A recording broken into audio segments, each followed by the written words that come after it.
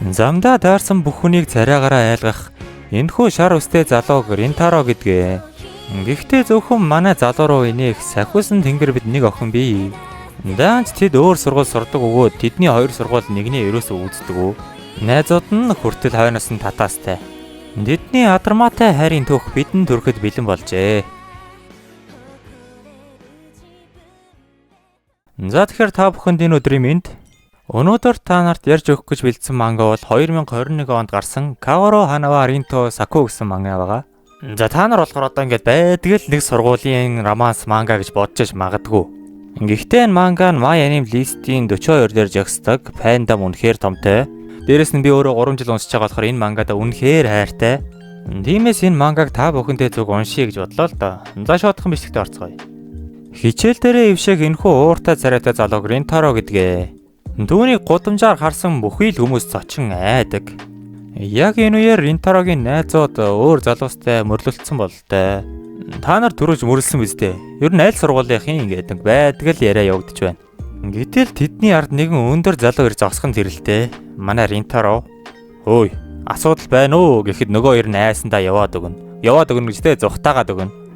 Манай залуус хоорондоо ярилцсан алхахад урдаас нь Кикио сургуулийн хоёр охин зөөрхөн тэрэ. Гэтэл нэг нь зүгнээсээ алчуураа унгаачихын тэрдээ. "Өршөөгөөрэй, энийг унгаачлаа" гэж хөөрхөн асуухт нь "Чиний хүрсэн наад заваа юм чинь ашиглахгүй" гэж тэр охин нь хэлхэн тэр.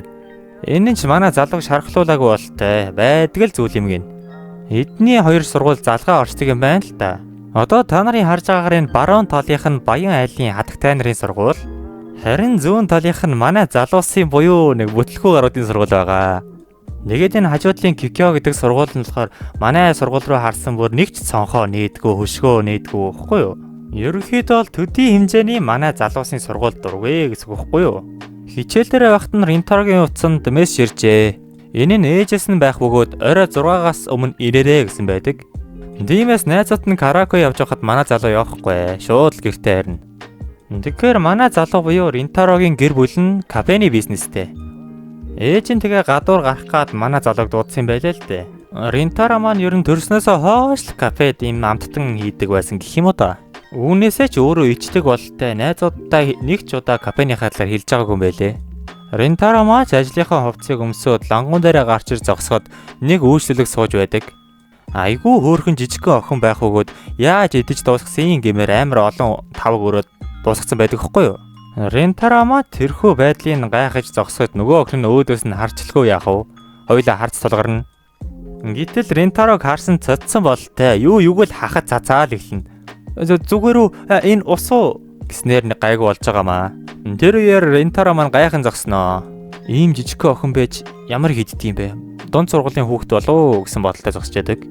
Тэрхүү бодол нь дуусхын алдад л нөгөө охин гинэт хоолоор дайлсанд баярлаа гэд гүүгээ авчина. Айгүй хөөрхөө низүүг гошиг харагдах юм аа жижигхэн байдал нядж жагаад. Мэдээж манай Ринтаро нөгөө амар царайгаараа айлгсан болтой.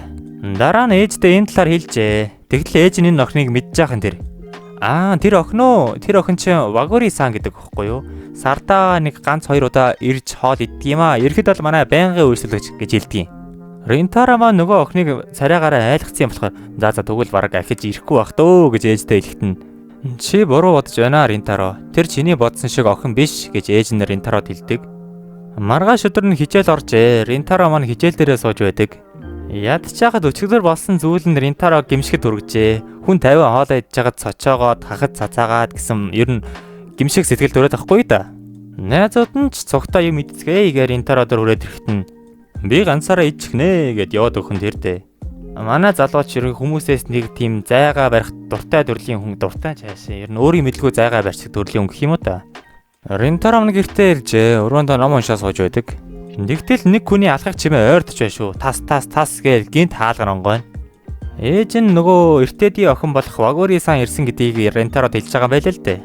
Тэгээд дүр болоогүй манай залуутай уулзъя гэж асуусан байдаг. Буугаад очтол тэр охин яг л дүрээрээ зогсож байна. Тэр өдөр өөрийнх нь айлгсан охин. Ринтароч өдрийн мэнд гэж хэлэхэд нь нөгөө охин шууд "Би чамайг дайлмаар байна" гэж хэлдэг. Ринтаро маань юу болоод байгааг ойлгохгүй. "Энэ юу болоод байна? Яагаад би өөрийнхөө дэлгүрт өөрийнхөө хийсэн юм гэдэг байна" гэсэн шиг харцаа зогсож байна. Сууж байна. Гисэн бодолтой Ринтаро гайхаж сууж чагаад нөгөө охин нь "Тэр өдөр зүхтаасын явдалд уучлаарай" гэж хэлдэг. Тиймээс би чамаа бэлуугаар дайлнаа гэхэд нь яаж чад өөрийнх нь нүд унтжээ хөрхий. Ринтара маань өөргөө дайлах гэж байсан бэлууг нь буцааж өгснөөр уушлаарай. Гэхдээ баярлаа гэснээр нөгөө охин нийлээд эхлэнэ. Энэ охин ялчгүй л амттанд үнэхээр дуртай юм шиг байгаамаа. Ринтара маань асуултаар яриа эхлүүлнэ. Ганцаарх нөөж яаж тийм их амт идэж чаддаг байна гэж асуухт нь тэр өдөр надаас өөрхөн энэ кафед байгаагүй маа. Тиймээс би ганцаараа бүгдийг нь идчихсэн гэж хариулдаг. Намайг Ринтаро Цумиги гэдэг. Чамайг хэн гэдэг вэ гэж асуухт нь намайг Вагори Кавроко гэдэг. Танилцаа таатай байна Ринтаро Кун гэж амар хөөрхөн царайтай хариулган дээр. Энэ нь Ринтарог эргэлзэхэд хүргэнэ. Тэр өдөр амар айгаад цухтаач гисэн хэрн яагаад одоо ингэ сайхан хандаад байгаа юм бол гэж гайхдаг.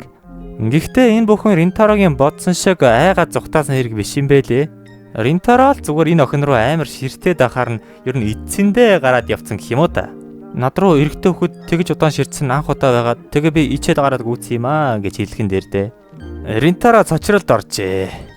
Ихэнх тохиолдолд Ринтарогийн нүд рүү харсан хүмүүс айгаад цухтаадаг бол энэ охин нүд рүү харангуудаа эцсэн гэхээр Ринтарод өөр мэдрэмж төрүүлээд амар ичиж орхиндоо. За тэгэхээр тэдний халуун ярианы цаг дуусчээ.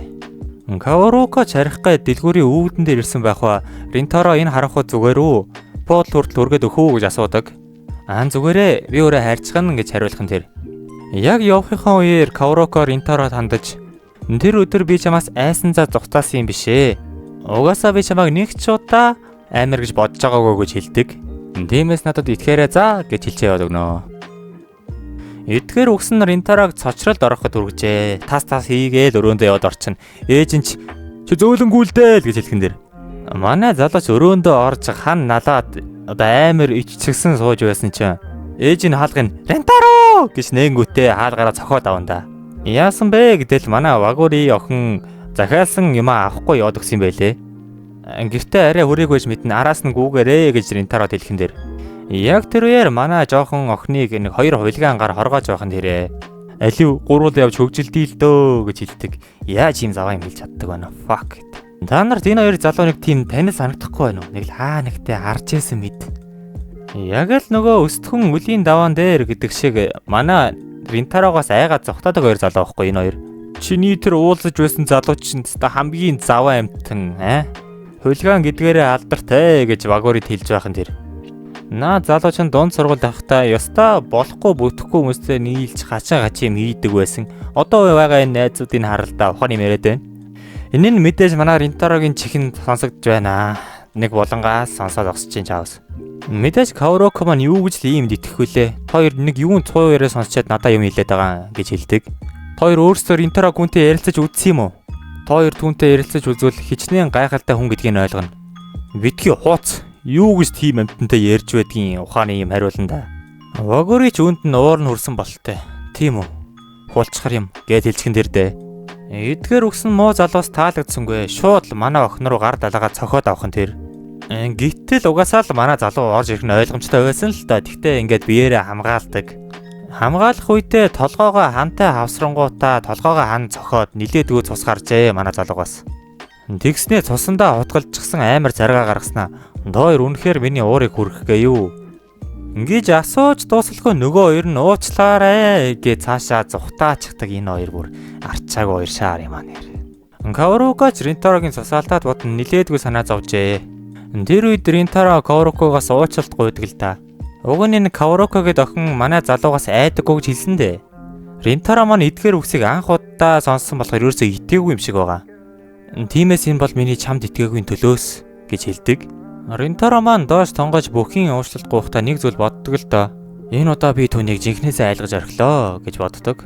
Тэр үеэр Кавроко Ринтарогийн цусыг алчуураараа арчаад би нэрээ хэлгээ мартчихж намайг аварсанд баярлаа Ринтаро хүн гэд айгүй хөөрхөн инээж байхын тэрдээ. Ринтаро маань Кавроког метроны буудлын хүртэл хүргэж өгөөд ахиж цогтаа бялуу идэх амлалт аваад салдаг. За ингэснээр маргааш өдөр бидэнд иржээ. Ринтароч хичээл дээрээ хийх юм байхгүй ер нь хичээл гэдэгтэй ер нь багш нь байдаг юм уу да. Тэгэл сууж исэн чинь гинэт нөгөө сургуулийн цонхны хөшөг нээгдэхин тэрдээ. Цонхны цаанаас нэг гар харагджээ. Ринтаро маань гайхаад харж байтал мэдээж Кавроко маань гараад ирэлгүй яах вэ? Тэд ахаад л хувь тавилангаар нэгнийхээ нүд рүү харж таарнаа. Энэ удаа харин октын сургууль биш Ринтаро маань хөшгөө тасыг таажээ. Ягаад тэр энд байгаа вүлээ? Тэр дунд сургуулийн охин биш үлээ гэсэн бодолтой байна. Үүгээр одоо ойлгосон нэг зүйл гэвэл нөгөө Вагурига охин чин манай залуусыг үздэггүй хажуудлынх нь Кикёгийн сургуулийн охин болж таарж байгаа байхгүй юу? За тэгэхээр хичээлж дуусаж Ринтаро маань сургуулийнхаа гадаа гараад иртэл баахан хөвгүүд сургуулийн хашааны өвгдөн дээр нь овоорчгсан зогсож байдаг. Ринтарогийн найзууд ч гэсэн тэнд одоо юу болоод байна вэ? Яагаад бүгдээрээ овоорчгсан юм гол гээд ойртоод очтолоо. Нэг жижигхэн хөөхөө охин хүн хүлээж байхын тэр яг хэнийг хүлээж байгаа юм болоо? За тэгэхээр Kaoru Hanawa Rinto Saku манганы эхний бичлэгийг үзсэнд баярлалаа. Part 1 үгээр дуусч байна. Яалчгүй би өөрөө энэ мангад амар хайртай юм болохоор та нарт энэ мангад ярьж өгч байгаад амар баяртай байна л да. Тиймээс залуусаа лайка дарс subscribe хийгээрэй. Таны дарсан лайк болгон бидэнд дараагийн бичлэгийг хийх урам зориг өгдөг юм шүү.